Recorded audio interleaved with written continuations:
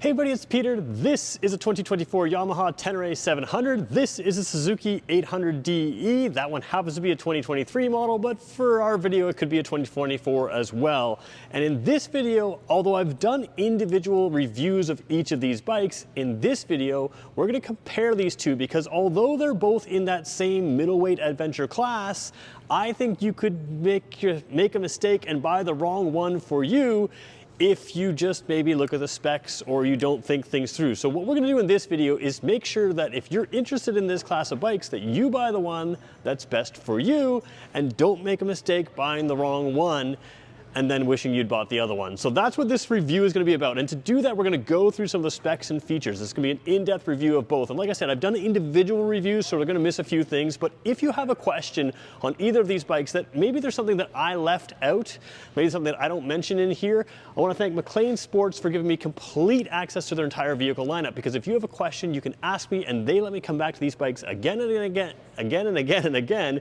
which is what we're doing right here. We're addressing some of the questions that you've had coming up to these two bikes. So let's get going with this review. All right, so let me lay out my theories here and I'll back it up with specs. And again, you can disagree with me. I'm not saying that I'm right, but I'm hopefully getting you to think along the lines that you'll need to think along for yourself to choose the right bike for you. So first of all, let's just go with the facts. The facts are this is probably the better off-road bike. This is probably the better on-road bike, but both are capable of either thing. This can go on and off-road. That one can go on and off-road. So my theory here is you have to decide what type of riding you are most interested in. If, for instance, it's the ride itself, especially the ride off-road itself, that you're most interested in. So when you picture yourself motorcycling, do you picture yourself going down those gnarly trails, going on that kind of thing, and it's the ride itself that brings you joy? If so, I think this might be more suited for you, and we'll talk about why. Now, if you picture yourself the tour itself and getting there itself and maybe going moto camping or something like that, and it's the adventure you have along the way, not necessarily the, viewing yourself going down the trails, but more big picture adventure along the way, I think this one may be more suited to you. Now, I could be wrong, and I also want to point out that this one can do that moto camping thing, take all your stuff, and that one can do the off-road stuff and take, enjoy it down the trail as well. But there's some subtleties to each one, and that's what we're going to go through using specs, facts, figures, and actual bikes to show you the difference between the two. And then you can decide for yourself which one is best for you, and you won't make the mistake of buying the wrong one when you should have bought the other one. So let's take a look, starting with the Suzuki. All right, so the Suzuki V-Strom 800DE, I don't think it's a huge stretch to say this is a little bit more road-friendly bike from the factory, the way it's set up. Some of the obvious things are tire tread. We're gonna take a look at some of that stuff later. Even tire size though, although the width is the same size front tire on both bikes, the width is the same on the rear wheel of a 150 width tire. This is a 17 inch, that's an 18 inch. Again, a little bit larger diameter. It's gonna give you a little bit more of an advantage on road. And again, I'm filming in Canada here, so one of the differences is in Canada, you can buy this from the factory as a model with saddlebags. Those are accessory saddlebags on the Tenere. I don't know that makes any difference to you, but you can do that. In other markets, the Tenere comes in a little bit more of an adventure package, including in Europe, where you can get a little bit lower suspension on that. And that's the other thing worth pointing out. This one has a little bit lower seat height than the Tenere as well. So you've got a lower seat height, you've got a heavier bike, you've got things like a standard quick shifter, you've got road bias tires, and you have a fuel tank that is 4 liters larger, so 20 liters versus 16 liters. Right away, you have some advantages for that longer distance touring. So where I think this bike is going to shine compared to the Tracer, or to the Tenere, oh, not Tracer, we were talking about that earlier, I said I'd mess that up, is something like adding cargo to this, adding some luggage to this. If you were to go moto camping, to me, this seat, this back rack area is set up for your adventures of taking a lot of gear along. This is a heavier bike. There's a few things that are different in between the bikes, that some of them are very obvious where they don't care about weight. For instance, the kickstand here is a traditional steel kickstand, a lighter weight kickstand on the Tenere. So little things there make a difference, but weight-wise, I don't know that it feels a huge difference, but a lighter weight bike can be easier to control off-road. Now, to me, what this is you can take all of your stuff with you and still enjoy your ride. And I'm not saying this can't go down the trail. We'll talk about that in a second. But the basics are here, from the larger fuel tank, the tire set, the easier packing of stuff, to be more of an on-road, longer distance bike. let's compare it to the Tenere, and then we'll start digging into the details.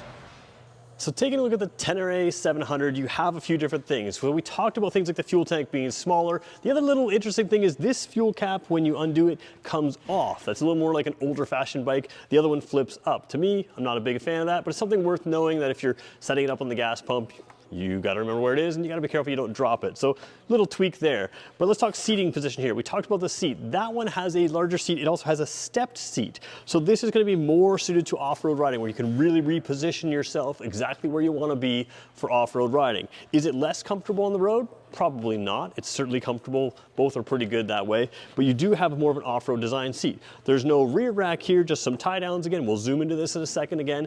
So again, taking a whole lot of stuff on this is a little bit less what it's designed for. Doesn't mean it can't do it or can't be modified to do it, no problem. Interestingly, this does have a fairly tall windshield in comparison to the Suzuki, so it's still gonna give you a lot of that wind protection as you're heading down the road. That's all good stuff. So it's not that this bike can't tour, it absolutely can. But you know, I should mention as well that the V-Strom, although it has a smaller windshield, there's an RE model with a larger windshield, and I think it's only like 75 bucks Canadian to get that larger windshield, which is like dirt cheap to get a secondary larger windshield on that one. So you have some pieces and parts in here. One thing I should point out for 2024, this one is updated with a full color TFT display. So both bikes are comparable in that manner, and actually both are very similar in some of the technology that they have, and that's worth mentioning because up until recently, this didn't have that full TFT display. So there was kind of a step up on the Suzuki versus this. That's sort of level playing field, and we'll show you that a little bit later in this video. So where are we headed?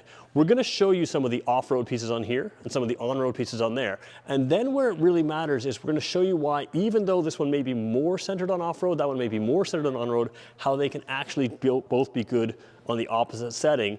And we're getting into how this is going to help you decide which one's best for your type of riding. So let's start by taking a look at the front wheel on the Tenere here. Now these are basically the same size. In fact, I think they're the exact same size tire, but there is a difference in tire tread here. So the manufacturers all call it, 80-20, 70-30, 50-50 tires. The point is these are certainly more edged towards off-road. I do think these are still decent on-road, but they are going to have more bite off-road and probably a little bit less confidence-inspiring on-road at high speeds. Now, a lot of people complain about a 21-inch tire as an on-road feeling. That is a little bit more old thinking compared to what's out in 2024. A lot of manufacturers are really able to dial in the performance and handling of a 21-inch tire, but of course they will handle different than a 17-inch sport bike tire. So there is going to be a little bit more different feeling, a little bit more work to steer these, but again, the wider handlebars are going to help you get that. The other thing is there is some complaint online about the brakes on these as if they're not like sport bike quality. These are still Brembo brakes, they're very good.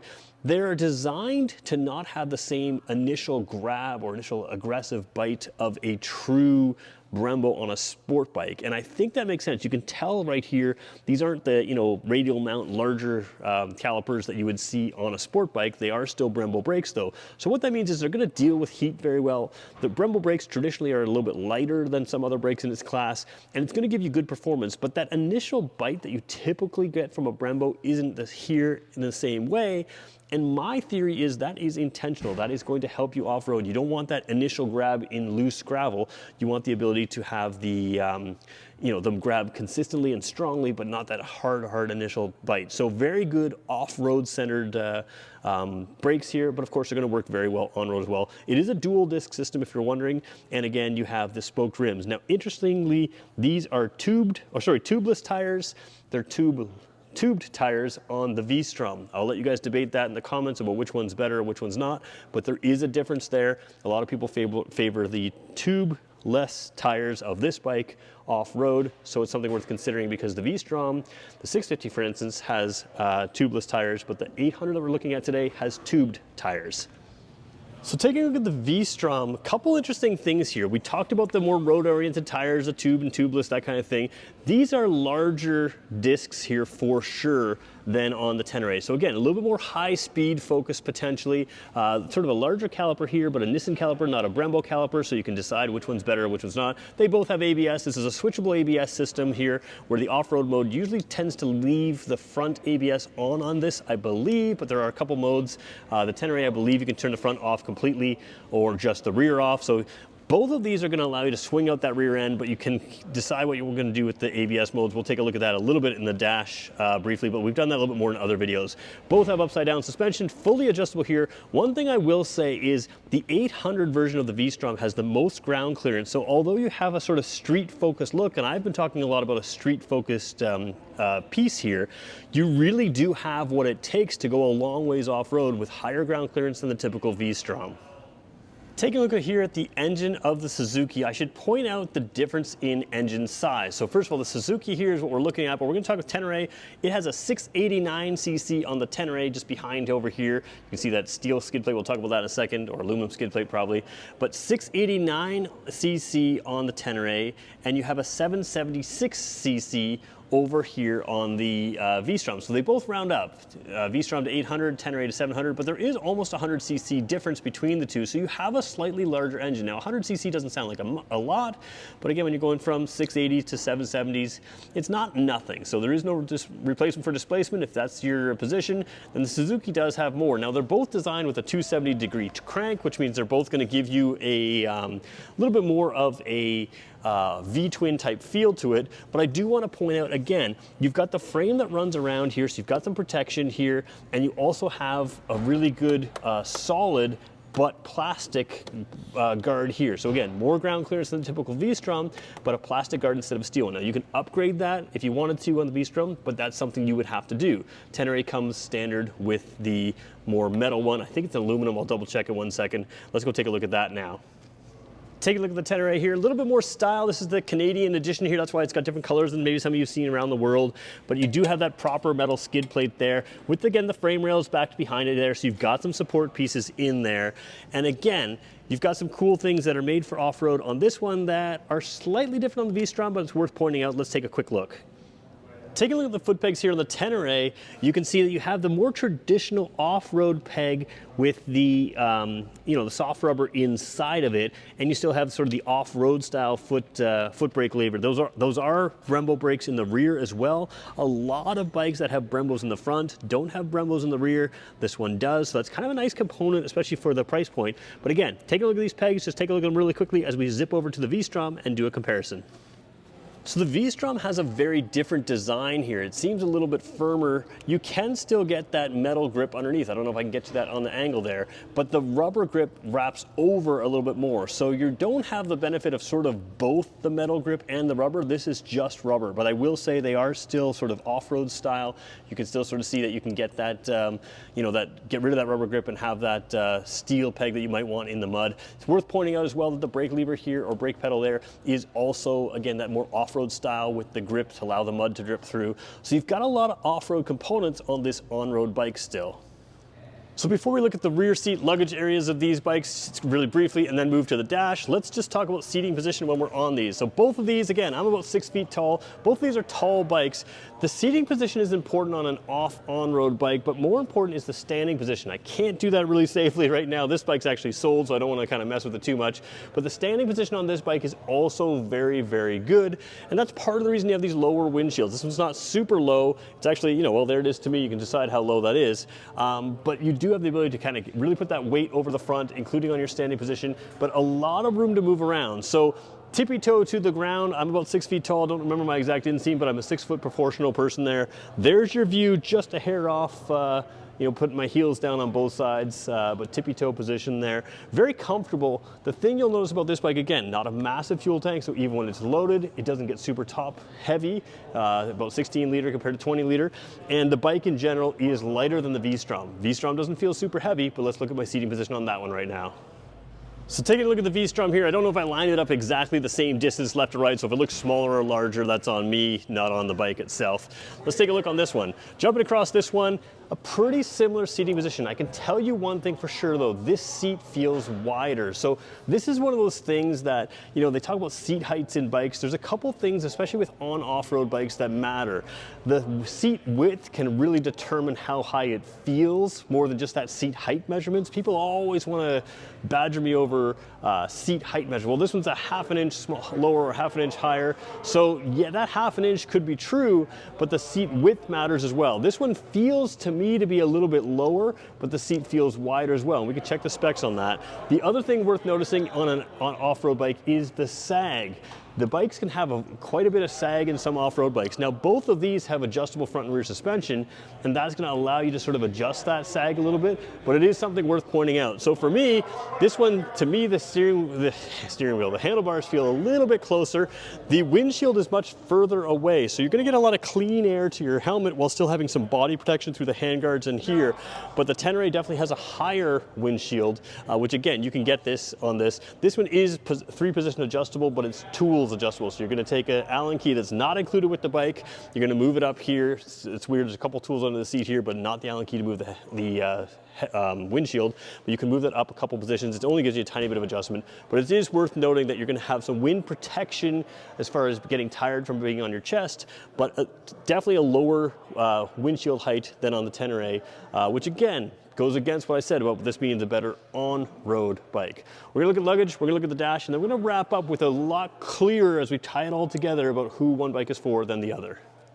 So when I talk about the V-Strom being a bike that you take your fun with you, and it's a little bit less about the ride, a little bit more about where you go, what you do once you get there kind of thing, this is one of the examples I give. This one is the non-adventure model, so you don't get the side bags or anything else. There's no top box on this, but you do have the rack, and the rack is relatively level with the seat. There's a little bit of a lip on the seat for passenger comfort, but if you were to stick a duffel bag on there, you have a ton of space to put stuff on.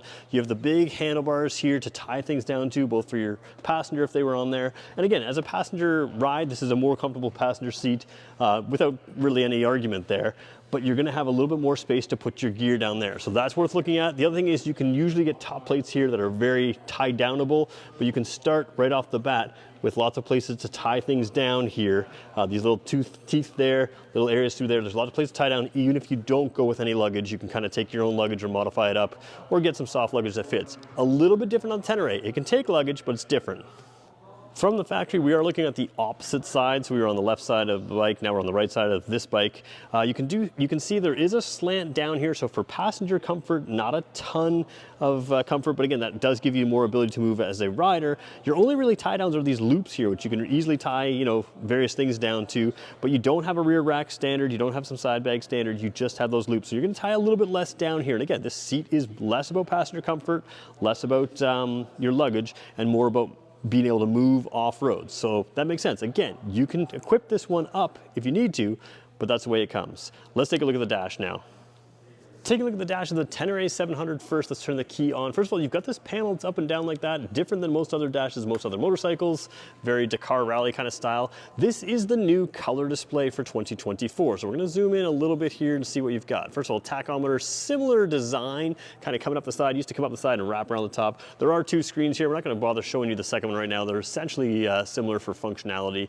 You've got fuel gauge on the far left, speedometer down there, temperature there in Celsius right now is 21 degrees Celsius.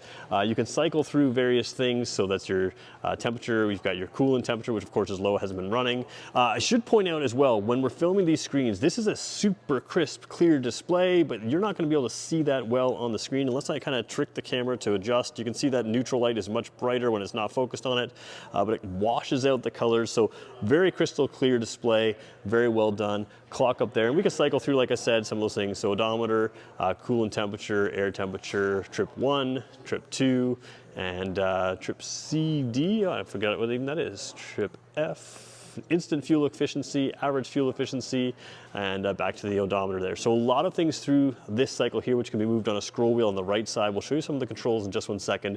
The other thing I want to point out though is the very bottom of your screen. I don't have to actually move the camera. There is a USB port over here. So if you want to get a phone or something else connected up, you can do that. And then I want to point a little bit further down there to the ABS on button. So you can cycle through the ABS, which is rear off, front and rear off, or all on. But if you want to turn it back on in a hurry, you could tap that button. As soon as you get to the road, tap the ABS on button. And again, you've got some flexibility for on and off road there, but that's your dash now. Let's compare that to the V-Strom.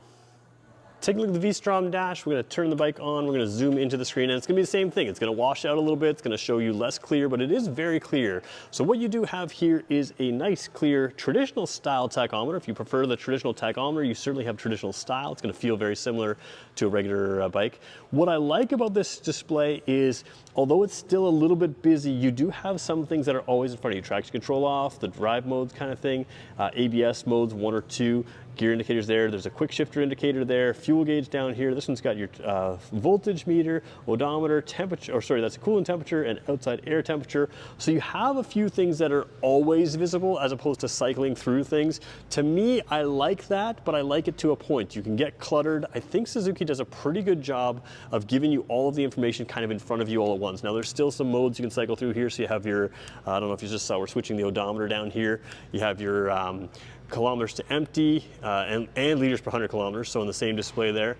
So it's your fuel efficiency, then you have your trip fuel efficiency, you have your trip meter, trip 2 there, trip 1, we're going kind of the wrong way through things. So that was trip 1 fuel efficiency there, and then trip 1 mileage overall, then your overall odometer. Battery's a little weak on this one because it's been sitting in the showroom for a while, but you've got a number of extra things to cycle through. Very easy to cycle through. Again, nice to have the quick shifter, standard on this bike, optional on the other one, but you know, if you want it, you can get it in both.